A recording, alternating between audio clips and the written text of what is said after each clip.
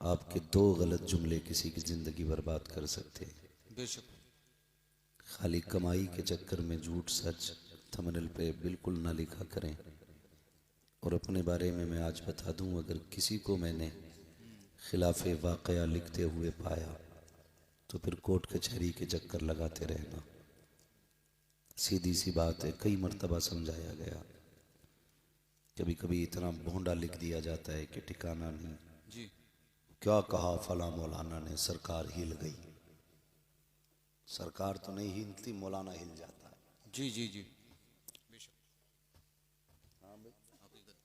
थोड़ा सा ख्याल करें, चंद सिक्कों की खातिर किसी की जिंदगी से खिलवाड़ ना किया जाए। जी जी जी। ऐसे ऐसे थंबनेल आप बना देते हैं कि अपने तो नहीं, गैर बहुत गौर से फिर उसको सुनते भी हैं। आप हालात देख रहे हैं। मैं ये नहीं कहता हूँ कि हमारी तदबीर हमें बचाएगी।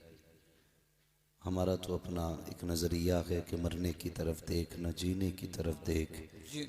जब चोट लगे दिल को मदीने की तरफ देख। बेशक। मगर आपसे गुजारिश है, अगर होता क्या है, पहले मना करो तो मानते नहीं। जब बंदा कोई मुसीबत में आ जाता है तो जी, फिर जी। मदद के लिए कोई नहीं आता है। जी हकीकत। कोई नहीं आता है। एक लाइन ने, सिर्फ एक लाइन ने जी हमारी कौम का बहुत बड़ा नुकसान कर दिया है। हकीकत। सिर्फ एक लाइन ने। अल्लाह ताला हज़रत अल्लामा मौलाना मुफ्ती सलमान अज़हरी साहब क़िबला को मौला करीम बखैर आफियत के साथ निजात और रिहाई अता फरमाए। आमीन आमीन।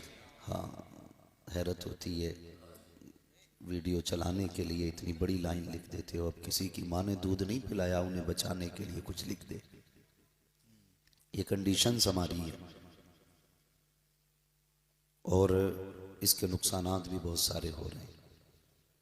खुदारा मेहरबानी करें, थोड़ा सा लिहाज रखें।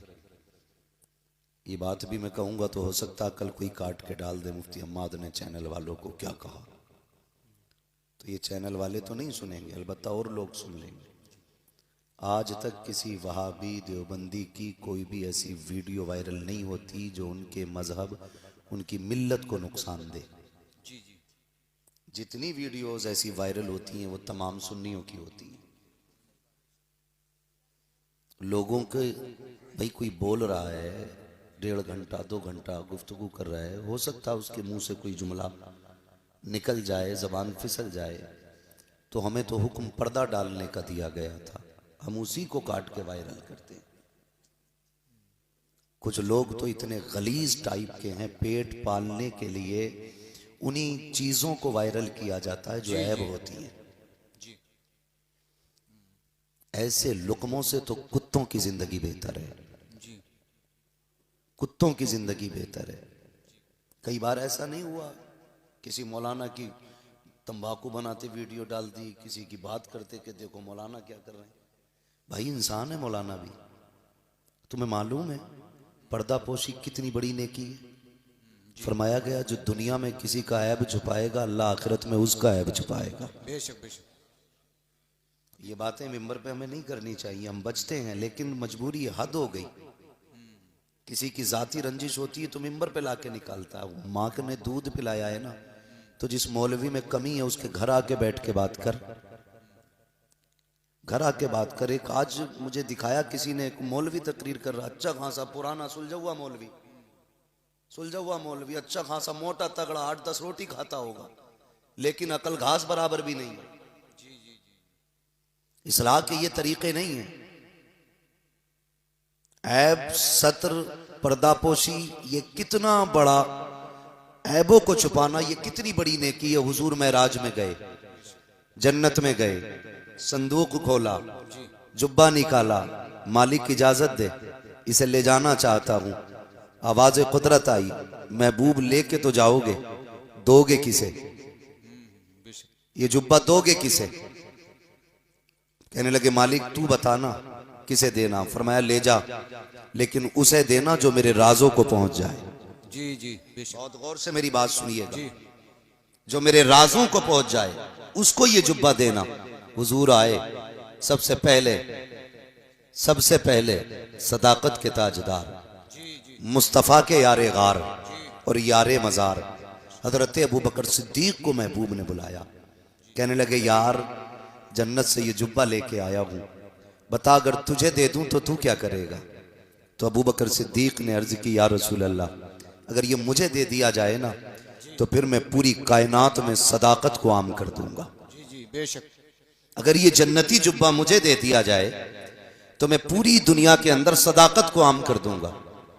महबूब ने फरमाया, बात तो बड़ी है लेकिन रब के राज को नहीं पहुंचे। फिर बुलाया हजरत उमर फारूक आजम को। उमर, ये जन्नत का जुब्बा है, मैं लेके आया हूं, अगर तुझे दे दूं तो क्या करेगा? कहने लगे, महबूब अगर ये मुझे मिल गया ना तो मैं पूरी जमीन पे आदल कायम करूंगा, पूरी जमीन पे आदल कायम कर दूंगा। हुजूर ने फिर फरमाया, बात तो बहुत अच्छी कही लेकिन अभी रब के राज को नहीं पहुंचे। फिर बुलाया हजरत उस्मान गनी को।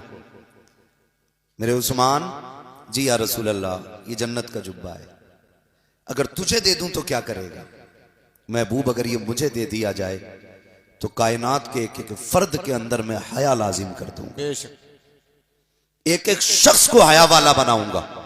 महबूब ने फरमाया, बात ये भी बड़ी है लेकिन रब के राज को नहीं पहुंचे। बेशक। फिर बुलाया आखिर में मौलाए कायनात मौला अली को। अली, ये जुब्बा है जन्नत का, अगर तुझे दे दूं तो क्या करेगा? अब सुनना, हजरत अली ने कहा था, या रसूल अल्लाह, अगर ये जुब्बा मुझे दे दिया जाए ना तो मैं लोगों की पर्दापोशी किया करूंगा, सुभान अल्लाह, सुभान मैं लोगों की पर्दापोशी किया करूंगा। महबूब ने सीने से लगाया, फरमाया, अली तू रब के राजों को पहुंच गया। बेशक। अब समझ जाइए पर्दापोशी कितनी बड़ी नेकी है, जी बेशक। कितनी बड़ी नेकी है। लेकिन जो जितना नंगा कर दे सामने वाले को वो उतना बड़ा होशियार है, वो उतना बड़ा काबिल है। कायनात में सबसे बड़ा आलिम बन के मेरा नबी तशरीफ फरमा हुआ है। बेशक बेशक। और महबूब ने कभी किसी को जलील नहीं किया।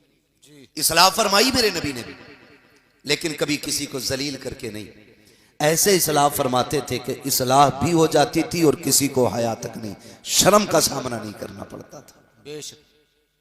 तो खुदारा आदि बने इस चीज के, अगर आपकी नजरों के सामने किसी से कुछ गलत भी हो गया तो आप उसको पर्दे में रखें, पर्दे में रखें। चंद रुपए की खातिर हमें किसी की जिंदगी का सौदा नहीं करना है। यह है दामन, यह है गिरेबा, आओ कोई काम करें, मौसम का मुंह तकते रहना काम नहीं दीवानों का। आपसे बस इतनी सी गुजारिश है, हम अपनी सफ़ों के दरमियान इत्तेहाद पैदा करें, हम अपने बीच मोहब्बत पैदा करें। जो इख्तलाफात की हवाएं चल रही हैं इनसे निकल करके मोहब्बत पैदा करें। याद रखिएगा, मोहब्बत इत्तेफाक उन्हीं के दरमियान होगा जो ईमान वाले होंगे। बेशक। बेईमानों से कोई इत्तेफाक नहीं है, नहीं करना है। जी। बेईमानों से कोई इत्तेफाक नहीं करना है, इसलिए कि ईमान को लेकर के किसी से कोई कंप्रोमाइज नहीं किया जा सकता। बेशक।